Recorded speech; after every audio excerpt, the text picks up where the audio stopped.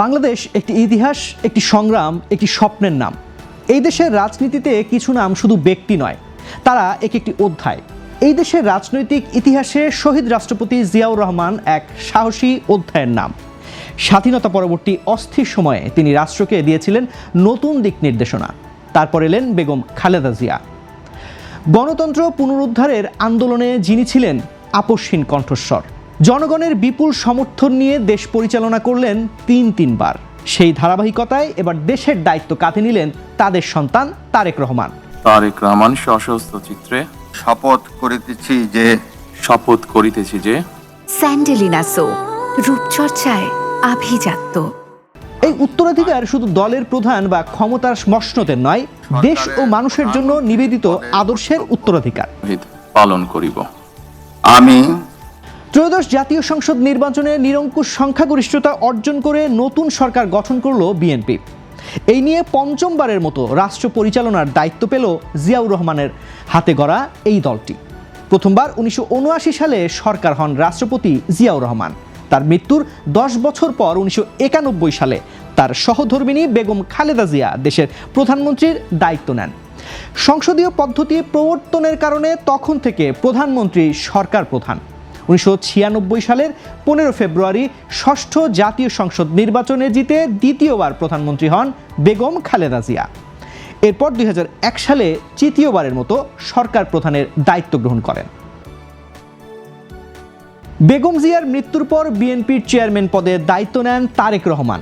গত 12 ফেব্রুয়ারি অনুষ্ঠিত নির্বাচনে বিপুল বিজয়ের পর দেশের প্রধানমন্ত্রীর দায়িত্বও কাঁধে নিলেন প্রয়াত রাষ্ট্রপতি জিয়াউর রহমান ও বেগম খালেদা জিয়ার বড় ছেলে তারেক রহমান।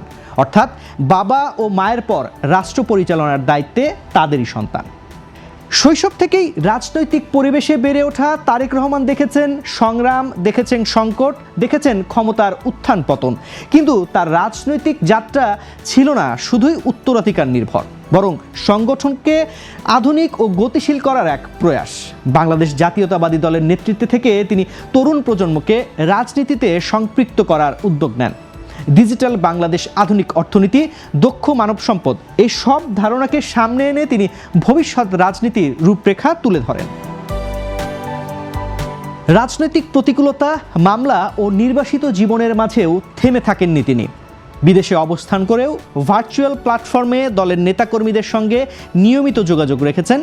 দূরত্ব তার কণ্ঠকে স্তব্ধ করতে পারেনি, বরং প্রযুক্তিকে হাতিয়ার করে তিনি পৌঁছে গেছেন লাখো সমর্থকের কাছে।